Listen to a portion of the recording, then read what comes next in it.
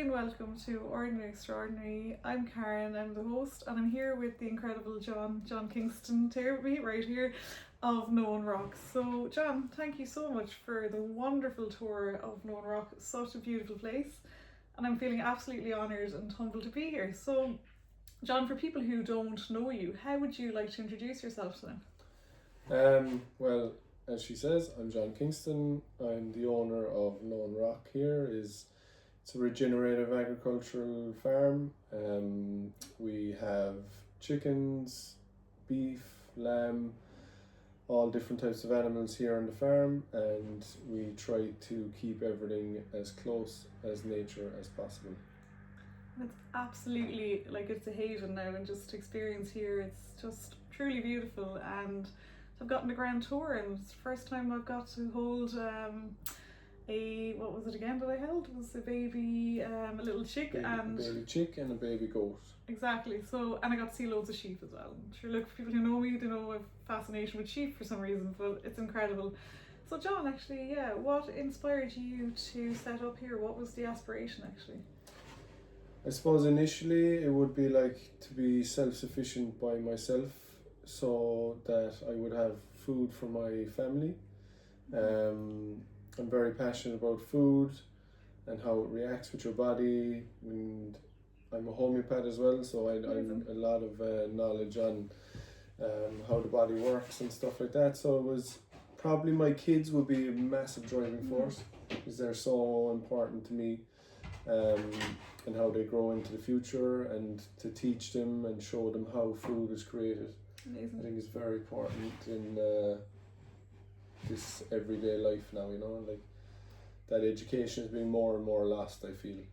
Yeah. So I think that there's a savage value in how your food is created, how long it takes to create, the value of good food, the nourishment for your body and soul when you're growing it. Absolutely. And I'd say the healing properties of it as well, because I know there's a lot of things rushed these days, isn't there, mass produced and all this go. But to have things here, they're produced in season, local as you get, and organic and all that, it's amazing. And even the bees as well. Now you've got a few beehives going as well, isn't it? Yeah, we have the beehives here and bees, and so the honey is like a superfood really. It says all your amino acids, your vitamins, your pollen. It helps with hay fever. It's healing for your gut. I think as well, going back even to the veg we grow, fresh salad grown here on the farm, freshly picked every day, put in the farm shop. Most veg you get will be a few weeks old that you get in the supermarket, and most veg that's grown and picked more than 3 days, 70% of the nutrient content is gone. Wow, I didn't even realise that. So whenever you're eating veg that's older than 3 or 4 days, so the 70% of the nutrient is gone. So then you have to compensate. Yeah. Especially if you're vegetarian or vegan, if you're predominantly eating vegetables and stuff that's imported, a lot of the nutrients is not in it. Okay, yeah. So then you will feel a bit washed because you're not getting all the vitamins and minerals that your body should be getting, I didn't even realise that now, and even at that, so as well, I would say, if you're buying organic in a supermarket or what's classed as organic, it's the same thing, Yeah, you're not, it's been there for a while. I mean, there's probably no chemicals in it, but again, the nutrients and the micronutrients, which are super important for so you hold all your immune system in your skeleton, in your marrow. So that's where your white blood cells would be come running out of if you had an infection and all this kind of stuff. But that's where you hold your micronutrients and all those fatty acids and stuff. Brilliant, so that that's the food for your immune system. And if you're depleted, then you don't have so food then, to feed it. If you're going down the road of supplements and all that, but you should basically be able to get it from source, I suppose. Yeah, I believe supplements is only for extreme cases, if you're depleted in some way, if you get an infection or a cut or these kind of things. I think predominantly we're designed by God to get everything from nature. Nature is designed in perfect harmony with us. I think we're definitely carried very much away in modern day society from that. Detached from food, and then that stems to mental health and all these other things as well, It's all the pillars of health, everything does connect in, isn't it? And I'm thinking now as well there when you mentioned like about, and I was unaware of the amount of time that it takes, we'd say, for like vegetables and all that to get, you know, to the supermarkets and all these places, and you know how many nutrients maybe were at that point not actually existing anymore in them as well. Now, I was told at one stage, and I don't know how true this is, but just you might be aware of it, with the frozen veg and all that, is there more nutrients in those in the sense that they're picked maybe in frozen, or depending? Just so if you can get freeze-dried vegetables and stuff especially, like they're actually quite good. Okay, in comparison. Because they're picked and frozen that day, so the freezing would lock in nutrients in it. Okay, so you'd actually get more benefits out of that as opposed to thinking, oh, I'm getting my fresh fruit on the actual. Exactly. Now, I mean, farmers markets and stuff, I mean, they're better. Again, I think the like this is why I'm very passionate about like buying your stuff from the gate or buying your stuff from someone you know. Yeah. Because then you know that it is actually picked that day, or you know, in the last few days. Absolutely. You know the farmer, and if you get a relationship with the farmer that's growing it, then you know he's passionate about the food. And if he's passionate about the food himself, then he's going to be putting good things into it. Yeah, makes sense. He's not going to be putting like chemical fertilizers and all these kind of things in it. Yeah, because that seems to be like a huge thing as well, isn't it? A lot of fertilizers, a lot of things like that. You wouldn't even be aware of, like, necessarily unless you had the education or the, you know, you were told about it as well. And for yourself, you don't put anything like that in it, so it's nice. And no, here everything is like, we try to make some of our own compost here on the thing. If we do buy in compost, we get like organic. You can buy organic mushroom compost. We put like chicken manure, or we can get organic chicken pellets. We put seaweed. Amazing. Any sprays we'd make ourselves, like, so we'd make teas from microbial stuff. Excellent, yeah. You can mix like microbials with like raw milk and stuff, and then the lactic acid in the milk will break down fungal and bacterial stuff on tomato plants and blight. Okay, and that's stuff incredible, like that. Then we'd move plants to change around different root systems, because they all have different microbes that feed on the roots underneath the soil as it's growing. They give off different sugars and stuff. And then I might add to that and say that's a big problem with GMO. Like when plants and veg, if you get GMO stuff, there are microbes that will feed off them, and the sugars that they give off are completely different than the microbes that are natural in the soil. So the microbes and the bacteria in the soil won't know what to do with it either. It's like your gut. Yes, okay. When you eat GMO food or chemical based food, your gut has the natural microbes in it, and it doesn't know how to assimilate the food properly within your body. Yeah, so then that's why you have a lot of like toxins now in your body, because your body doesn't know, it's not natural, so it doesn't know what to do with it. So it just puts it into your brain, any fat areas, you know, like, so like your brain would be like a lot of fat. So any heavy metals can be stored there. Okay, that's not good. So anyway, it's basically when your body doesn't recognize something, it usually stores it rather than actually excreting it. Like, okay, that's not good. And even at that now, somebody did tell me that about the brain gut barrier and all the rest of it. And again, depending what diets we're eating, I suppose our own gut health, our own bacteria, there's going to be different bacteria based on the environment and all that as well. So with all the stuff that's perceived as food, mass produced, maybe be it the takeouts and all the rest of it, like, the amount of probably no nutrients maybe, or very, very insufficient nutrients. Oh, we have a doggy here. But you know, so like the benefit or the actual implications then, like, is that just where people, like, maybe long term they end up with different diseases and stuff? Is it if again like, I mean, you know, people will say, so what's the point? I'm grand, I've been grand, and they are. Like, I mean, your body is amazing. We're created by God. Yeah. Our bodies are amazing. We can deal with so much stress, so much pollution, so much everything. It's only when something does go wrong. Yeah. This is the problem. Like, then you have your body has nothing to call on, because your skeleton, your marrow is depleted. Yeah. You have toxins already stuck in the fat parts of your body. So when you say, if you get really sick, your body will burn fat. It'll go into ketosis to actually help your body to fight things. Okay. So like, it'll burn fat in your brain, fat in your muscles, to actually help your body for fuel. But if you have like over 10, 15, 20 years been eating the wrong food with chemicals and stuff, then it's actually releasing the toxins which are stored in the fat. Okay, that's not good anyway. So then your body goes into override Okay, and Yeah. that's where all these problems then Yeah. can lie down and stuff like that. And it's like, I suppose, in a way, as you say, like our bodies, like we should know how to heal ourselves if we're given the right resources, isn't it? And to sort of get to the root of an issue instead of just treating the leaves and stuff as well.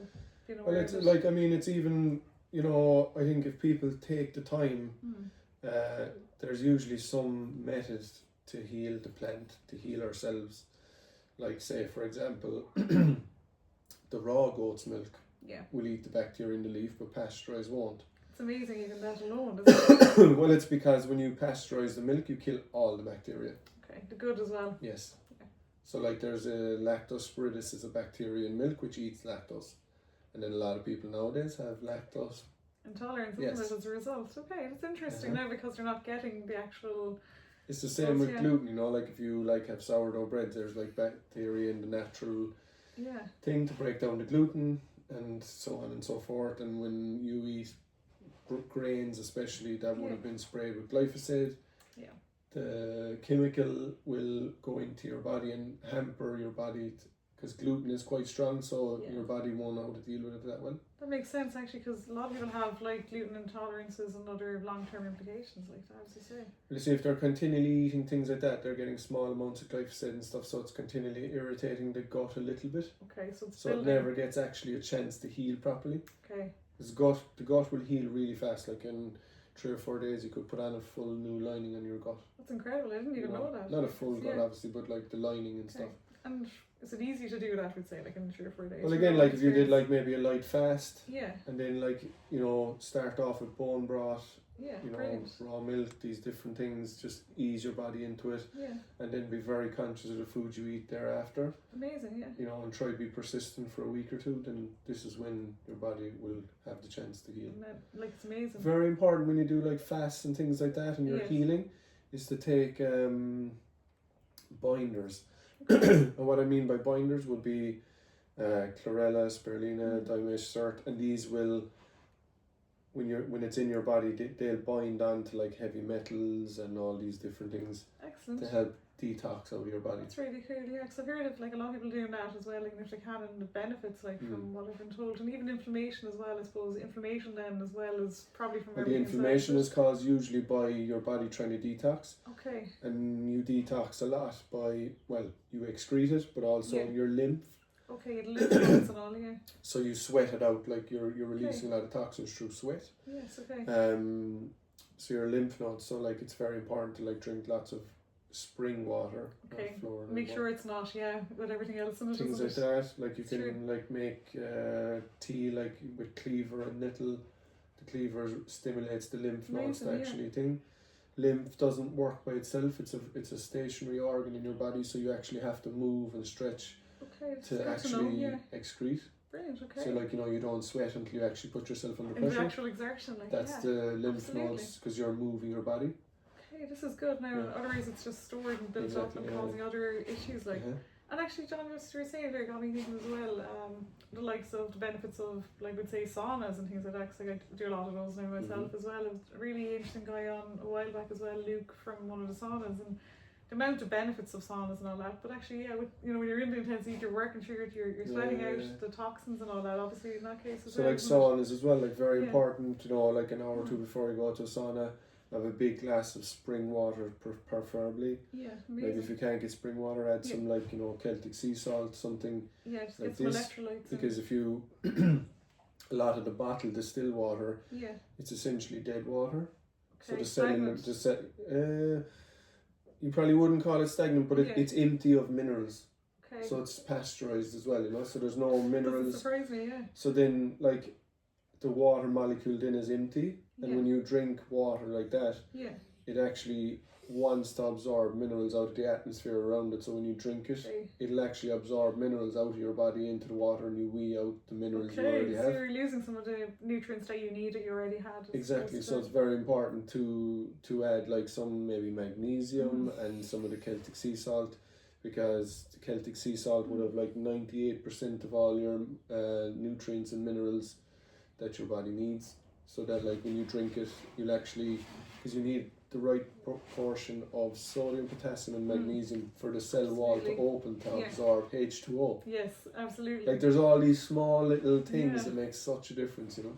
You say that the pump and all that on the system at the cellular level, actually, it makes a lot of sense to me now. I have a bit of a science background. It's been a while since I've done some of the sciencing, but it's coming back in. I'm sure we always have knowledge in there somewhere. Every day is a learning. Just to wake it up then. But the other thing I was told now as well, another dog. The other thing that I was told as well was with the sea salt that, I mean, you know, you think you might be getting the right sea salt, and as you said, like, okay, the Celtic sea salt, you could be buying sea salt or something that's marketed as potentially sea salt and not necessarily be great as well. Am I right in saying that? Again, you'd have to get a good source, make sure it's naturally taken from the sea,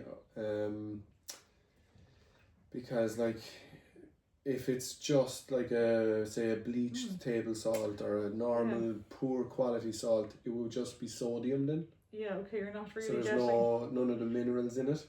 So then like too much sodium for your body is it's taxing on your kidneys and your liver, and your body again mightn't, if especially the bleached table salt, the white stuff.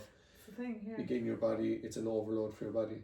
Yeah, so then when you think hypertension and so again, a lot of people with the high blood pressure and all that, as you say, like, and that's the thing, like at times you can really think you're doing 100% correct, or again, like, and I know at times I will do that, but like I'm grabbing on the go and getting like bottled water, but again, it's stored in plastics. Again, like what else is going on if you say it? Well, myself, I've a very busy life, and sometimes you will have to grab a bottle of water, and this is the reality of the thing. But like you can do small things. Like like in my van, I'd always have like a container of good Celtic sea salt. Brilliant. And if you have to get a bottle of water, you can just put a pinch in.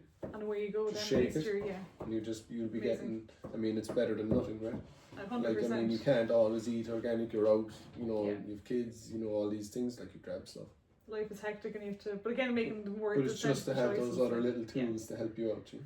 Absolutely, and I love that actually the way you're summarising that, even like with the tools to have like in your own toolbox to get you from A to B, and I suppose making more sensible choices, isn't it? Like as best you can. Well, I think nowadays life is very busy and hard, and like, you know, especially if you have a family, of course, it can be very difficult. So it's to have the main little key points that make your life easier. Like have something in the car that if you are reaching for a snack, you can just grab some chlorella. Yeah, absolutely. Or some hazelnuts or some sea salt water, or, you know, so like it'll just take you, it'll take the edge off, so you'll get home and make some good food and stuff. As opposed to just grabbing some takeout, which is probably not food. Exactly. You know, 100%. Exactly. No, that's cool. Yeah. And as you were saying there with the pace of life and everything, John, with everything being like rushed and all that, what things do you do that help yourself, like on a day-to-day basis? What do you find beneficial for yourself? Any practices or? Yeah, like the last few years have been very stressful for me, of course. And probably I would say the 3 key things for me would be grounding in the morning. Amazing, bare feet grounding, get up and like make a ritual of that to go out every morning. It really settles you down. Say some prayers or intentions just to kind of get your head in gear for the day. And then like I would like definitely every evening, well maybe as many evenings as I could, I'd read the Bible, or again like set intentions, and just be in nature. Yeah. Whenever I can, go for a swim. Like definitely the more busier I get, the more simple I want to make life. And that is actually whatever is easy. Yeah. And that's it, like why complicate things? And I know probably in my own sense, my own worst enemy with things as well, feeling needing to keep going and rat race, if you will, complicate. But I think, just the simple things in life are the things that really matter, 100%. Isn't it? Like, you know, as you said, like getting out in nature, connecting, be it, you know, God or affirmations, people like believe in that, but just to have all that, it's just so important. It's like the pillars of health, you know, from spirituality to emotional health to physical health, mental health.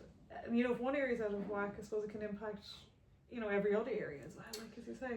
Well, I see as well myself, I think nowadays, again, this is my own take on it, but you see people like, you know, they want to go to the gym. Yeah. Okay, excellent, right? But like, they think they have to go for an hour, you know, and they have to do it this way. Yeah. And they have to eat that food, and they have to do, and like, already before I'm even there, I'm like, oh, I don't want to do an hour. Yeah, exactly. So like, as I say, my life is very busy, a little bit hectic. I've, you know, stress, different things. Of course. So I just like, I'll do 5 to 12 minutes of grounding. Yeah. And I'm saying my prayers while I'm grounding. You're maximising the time. Exactly. You know, I'll say my thing. I'm not writing things down. Just whatever come to me off the cuff. Beautiful. Yeah. I might if I had say I have an extra 5 minutes, I'll just lift a few weights. Just a bit of movement as well. Get that muscle stuff going. Yeah. Then I might in the evening, if I just spare 10 minutes, I might just jump in the lake. Beautiful. Go for a little swim. You know, and grab a milkshake like with my raw goat's milk, just throw it in the blender, put in an organic banana, some organic raw honey. Lovely. And just go, you can make it really simple breakfast then. It's quick, it's easy. So you can just put it in the bottle, go, as you're driving, you're drinking, you've all your amino acids, your proteins, minerals, goat's milk is high in magnesium, good fats. Goat's milk, they homogenize the milk themselves, so what that means for your body is when you drink it, when it goes into your gut, it'll turn into MCT oil, so it can actually break through your gut barrier. That's quite cool. And go straight into your liver, and your liver can burn it in ketosis. You know. Yeah, I wasn't aware of that now with the goat milk specifically. And it helps the brain then obviously as well. It's multifactorial. It's loads of different I suppose benefits, isn't it? And it tastes good. So. The goat's milk, it's you know, it's low in lactose. It's they homogenize themselves, so the fat. What else? It's high in magnesium. It's higher fat content in cow's milk. Okay, that's really good. And so probably the most important one for our gut would be that it's the same casein protein as human milk.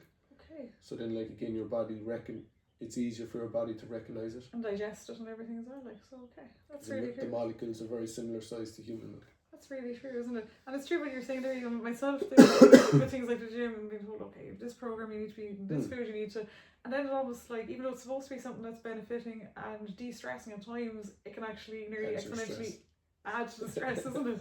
And then you say, I'm not good enough and I'm a disaster. I must get there, I must do this at this time. And I suppose listening to our bodies too, if we're actually tired, I suppose, you know, being okay to just go, actually I do need to slow down and rest, and it's okay to do nothing for a period of time to heal, because if we keep pushing through it, we end up sick and end up with different things, I suppose, isn't it? I think definitely that's what I've learned over the last few years of a hectic lifestyle is do what feels right. Obviously you have to push through, you have to do your work, you have to do things.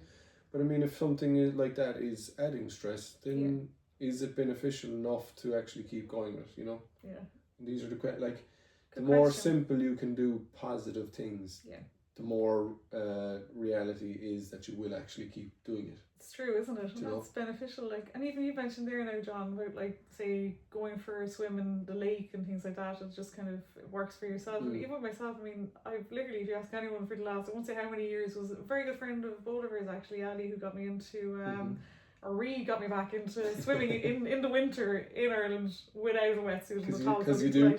Yeah, exactly. You know, but honestly, you know, try it and come back to us. I'll be curious if you haven't done this. It's amazing. But honestly, getting into a body of nature, if it's the waterfalls, if it's the lakes, the rivers, the sea for me, but any of the above, and all of the above, if you will.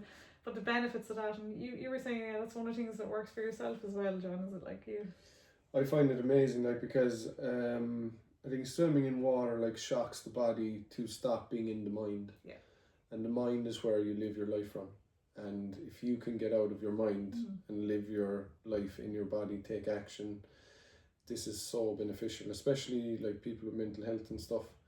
Yeah. Cold plunging, I know it's a big hit word now, but it's true. Just go for a swim. And again, I'm not going for 20 minutes. I go over. I'll jump in and do a few strokes out the lake and come back and get out. You know, it's not. Yeah, you don't have to go. Oh, I need to be in here for this amount. People do that too, as you say. And again, another benefit is your skin is the largest organ in your body. Yeah. You absorb so many things through it. If you get into a large, healthy body of water, say the lake, for instance, and it's a clean lake and it's a healthy lake, that's a living organism. It's beautiful. So then the bacteria that's in that lake is keeping all that lake clean. So then that bacteria is actually now on your skin, and that's a healthy, it's keeping your skin healthy. You're absorbing minerals out of it, the same when you're in the sea, you're absorbing all the magnesiums and the salts and the things. It's just so beneficial for all these things, you know. like 100%. And I always find like, what is it again? The happy hormones, like the endorphins, like, you know, you just, for me anyway, like if I'm in any way stressed and I get into, and ask anybody who knows me this as well, they'll vouch, but like just get into water, the sea, lake, whatever, and it's like I'm a changed person after that. Like it's just like I'm actually, it's what I need. If I'm having a good day and I get in, I'm probably euphoric nearly, but it's just like yeah, because it gets you out of your head and 100%. into your body, and like we actually live our lives from our body. Yeah, you know, like it's taking action, it's moving, it's creating things. Like living in your head is, you go into your head and then you like dwell on other things, and that can go into a whole spiral. And you can get in deeper, as you say. And I definitely find from like benefits, even like if I was, you know, seeing my own, I'm never really sure my own anyway, but like as we're connecting with nature, with source, with everything anyway. But if there's somebody else there, and you know, just even that connection and the conversation, might be a quick little conversation, but it's just amazing.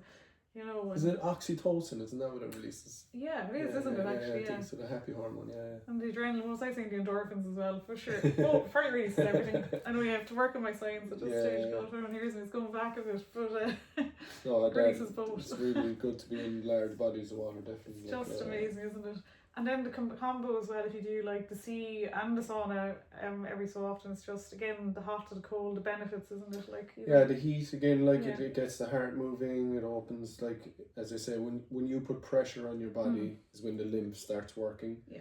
So if you put, if your body goes above a certain temperature, then it starts sweating, because the blood is at a certain temperature, so once it gets red. So this is why, as I say, if you are doing the sauna, like get the good big bottle of water, drink it down an hour or two before, and maybe take a binder as well, like chlorella, spirulina, dimethyl. That'll be in your system then. That when you are starting sweating out and toxins, that'll be binding onto the heavy metals or the pollutants or whatever. Incredible, yeah. Even activated charcoal as well. Oh yeah. Like if you have any like shitty toxins in your gut or whatever, to get rid of those it'll bind onto them to help get it all out. And like chlorella, spirulina, really high in protein, really high in minerals. Incredible. It was like one of the first superfoods, like the Aztecs. Yeah, Aztecs Inca time, like they said that's why their like civilization did so well, because they used to eat that, like it's such a clean food, you know. That's brilliant. And you know what, like even hearing that now with the binders, because like I know like a lot of time with like when I was in the saunas and stuff, and I do a lot of them, I'll have like some water, I might have some electrolytes, that sort of ways you say with the salt and all, but yeah, I didn't actually have a binder, so even I'm learning bits there going, okay, that's going to be a game changer now as well, you know. And so I say like every day is a learning, 100%. 100%, and like learning so much. Having that attitude of like that you don't know it all is a really good attitude to have, because like we all learn from everybody. But yeah, like going back to the binder, definitely, like because you can imagine if you do have heavy metal stored in your lymph or your fats or whatever, when you do detox, like they'll just go somewhere else if you don't have the binders to get them actually flush them out and release them as well, like that. And that's what it is, like, as I say. But I'm learning, honestly, I'm learning so much, like for me, like a fountain of knowledge as well. And like my belief, like every day is a school day in that sense, like life experience, you can't knock it, and you know, all for that. But outside of that, are you doing any new ventures in the next while, or any projects that you're working on or anything as well? Well, like here on the farm, like one of the bigger goals of mine would be like, obviously I want to like produce really good high quality food for people, but like I want to have education classes that people can come here and like reconnect to the soil, reconnect how they grow their food, how food is grown, and just show them. Like I think if people are shown how to do it and how easy it is to like plant seeds and create their own food, I think more people would do it. It's amazing, like, you know, and like by just, you know, someone that knows what to do, showing someone who doesn't, they get empowered in themselves and they go off doing their own little journey. Amazing. And I think like, especially here on the farm, like I offer that service to people, like that if they want to do it, I can go and help them do it. I can set up thing, because like I've done lots of different projects here. Yeah. I've got all the animals and stuff like that. Like I've shagged a few ideas and like it's gone wrong, and you're like that definitely doesn't work, like, you know what I mean. You don't know what you're trying, like, so I love helping people, like they like help me, and I'd go out there then and I'd help there and I'd show them how to grow the veg. Amazing. Or if they want to keep goats, or if they want to have chickens, Like we try get all like heirloom chickens and cattle and sheep and goats here, like so that they're as healthy as possible. Yeah. Like we don't inject or dose or anything. There's no like they do get some like organic food. I try and make my own parasite mixes, like with sweet wormwood and cloves, and mix it with like some oils and stuff. Incredible, yeah. And then like I will use that as the dose for the goats. Amazing. Like I could sprinkle some of the stuff into their food. And again, it's not about like annihilating every parasite in us as well, or the goats, because like we are an organism in ourselves. Yeah. And we have to have bacteria, we have to have parasites. We need some to survive, isn't it? Like, exactly. And this is helping us break down the foods within our body. But it's to create the balance. Yeah. And like this is life in a nutshell, like it's to create the balance, which is hard. Yeah. Very challenging. So that's why I do the parasite mixes for the goats. I take it myself as well, like make teas out of it. Benefits as well. Yeah, absolutely. So then that's helping take the load off myself, the animals and whatnot. And then if you have like a healthy animal and their immune system is healthy, they don't get sick. Yeah. Like animals don't get sick unless they're usually depleted in something, or run down, or they're lacking minerals or something like that. Usually. Yeah, similar to humans, really. Yeah, when you boil it down to that, like as well. So like I would create more. It's my aspirations to grow most of the stuff here on the farm that will give them all the nutrients. Incredible. That will give them all like parasite cleanses, like sweet wormwood, and like I'm growing some black walnut trees, and I have my own black walnuts for the deworming as well. I try grow different types of crops in the field that like they'll have different varieties of. It's really good as well. Carbohydrates and proteins and things like this, and then in turn like you'll have different flowers, so that'll feed bees and birds. Amazing. That's really, really good. And like if you even want to go deeper than that, into the soil. Let's go there. So like the soil, how the soil is living is because there's microbes and bacteria in the soil, and that's breaking down the leaf and the foliage, and photosynthesis and all these different things happen down there. So when you have so like all the minerals in the soil are stable. Yeah. They don't move. So when you have like, we say monoculture agriculture, which is like they'll just put grass in the field. Yeah. It's one type of grass. Yeah. So the root system will only grow to one size at a certain depth, and that's as much as the root will go. So then after a year or two, the minerals are obviously depleted now. So then what will happen is the farmer will say, oh, the grass isn't growing that well, so they have to put fertilizer on it. And then when they put fertilizer on it, then the synthetic fertilizer will kill the microbes, and it'll break down the mycelium and stop the mycelium growing, because it's actually the mycelium that moves minerals and stuff in the soil. Okay, so that's not good. No, and then they'll plough it up, and if you go like below a foot, like you'll be releasing carbon that's stored in the soil into the atmosphere. Yeah. Also not good equally. So the big key really is like to put different biodiversity in the soil. So like you'd have grasses, you'd have clovers, you'd have some sort of grains, you'd have like beans and peas. They're nitrogen fixing, so they bring nitrogen into the soil. But then when you have different root systems, the actual roots move minerals to the plants that need it, and they'll start speaking to each other. Because it can transfer when it's not blocked, basically, like you say. So like the mycelium, that's where the mycelium come in, the mushrooms and stuff like that. So they're growing and they're actually speaking to the roots, and then the stuff. It's incredible. Yeah. Once there's no blockage, everything flows basically. And again, like when they like plough up the land, they break the mycelium network. So then it takes years for it to grow back again. Okay, so that's where all the issues are, and then things have to be put in place as a result, which has a knock-on effect on what value, I suppose, nutrients and health throughout the whole chain, I suppose, really of survival, I suppose we would. And like that's why they'd say when they like do organic farming, or like a farm would switch from normal farming over to organic farming or regenerative farming, they'd say like the first year or two they'd be saying like, oh, the grass isn't growing that well and stuff. But like you have to understand that all the mycelium and all the root systems, they all have to re-establish in order to. It's usually on your second and third year, then you start seeing yields. Then the microbial starts coming up. You can start spraying like microbial bacterial teas on the grass, and that'll feed. And so like nature will know how to heal, but once it's given the time to heal, it's not on our time, it's on nature's time. And you have to give it the right environment and the right food. Same as us, you know. If we don't have the right food and the right stuff, we're taking other stuff, and eventually Yeah, it's like I suppose you are what you eat and what fuel you put into a vehicle you're going to get. You know, if you've no fuel, are you going to run it empty? And is it good quality or not? And as you say, it's not sustainable. So that's brilliant. It's very interesting. And you're going to have a few talks and all that hopefully coming up in the next way too, are you? Or? Yeah, so I do educational stuff here on the farm. Like I do different talks, like I teach, they rent out the space and we do different kind of courses. We can do courses on soil, we can do a day on bees, growing veg, planting your own food, growing your own food. What else? There's so many things.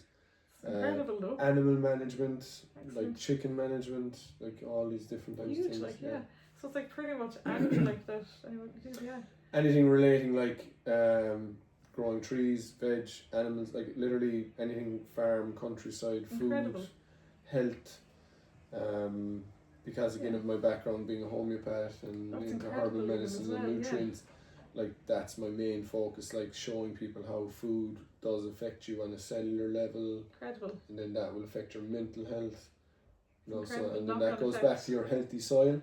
Yeah, it all comes back to the same, the root, if you will, isn't it, in the actual area and all that. That's really cool. Like it's impressive. I'm after learning so much here, taking it in, and it's getting me thinking there for people who have maybe smaller spaces, or maybe in the city where they have no spaces, or whatever the case is.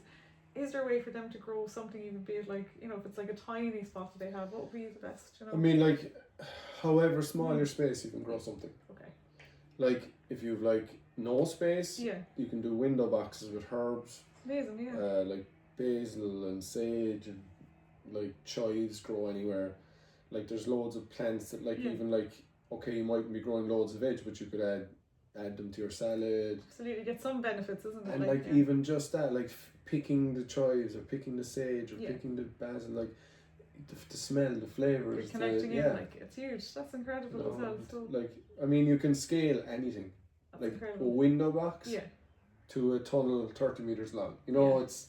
Yeah, it's like depending what you have, you can work with what you have and get some benefits in some way. Like absolutely. And I think like that's where I love doing that with people as well, as when they come here to the farm, show them like we can just do this and we can grow that. And I think once people get that little bit of encouragement or someone that's behind them, backing them, or they can ring saying like, oh, this is dying, what'll I do? Literally, Yeah, so I think when people have that little bit of support, huge, isn't it? Yeah, and I think that goes back to health or mental health or like farming, construction. And you have someone that you can just like, hey, I have a problem. I'm not feeling well. My plant is dying. My goat is sick. You know, exactly. You know, it's just it empowers people. And like by working together, we can empower each other, and then that just like snowballs into like a fantastic thing. Then I love that actually, and what I'm hearing there as well for you just talking about John is like the power of even connectivity, isn't it? Like about, as you say, like having people be a community that you can reach out to and have that support. Yeah, like as humans, like as humanoids, we are like that's our innate thing, is to commune with each other. To connect. Like when you meet people, you want to know how they are. Absolutely. Where they come from, who their family are, how are you getting on. Like it's just innately in us, and that's like kind of pushed away a little bit, more so in cities and stuff. It is, absolutely. But like another aspect of the farm here, like I want to bring people together, connectivity. Like I have people helping me here on the farm that are really good at one thing that I'm shy at. Yeah, of course. You know? Listen, everybody's learning. And then if like you have people and a good community that have a similar vision, they can grow something amazing. You know, absolutely. Because if that person loves doing that, so they're going to really build that out, and then the whole dream builds up together. You know, it's like a nice building block, and it's really solid. And actually having the connection then as well, as you say, and like everything else, and for the health benefits from that alone as well, like and the feel good factor, I suppose, as well, isn't it? Like it's huge. And like as humans, like I'd be very open to sharing my time and share. I'm very open that way because like I'm really passionate about what I do here. Definitely tell that from today. I got a great tour and I'm feeling humbled. Like I really am. This is an amazing place. But like you get like as humans, like to share the experience, to share what you have, to share your knowledge, to share food. Like if you share food with people, like we do it here in the farm sometimes. And I hope to do more like dinner clubs. Incredible, So then like in the dinner club you come and there's people coming around cooking food together. And like within like while you're cutting the carrots and stuff, that's when problems come up, and like I feel like this, and actually yesterday this happened, and my son is this, and you know, it's just this is where I think community is lost now. Like we don't have that coming together. Absolutely. We can do it all on our own. No bullshit. Like I mean, nobody we can. Really, but we it's can. not nice.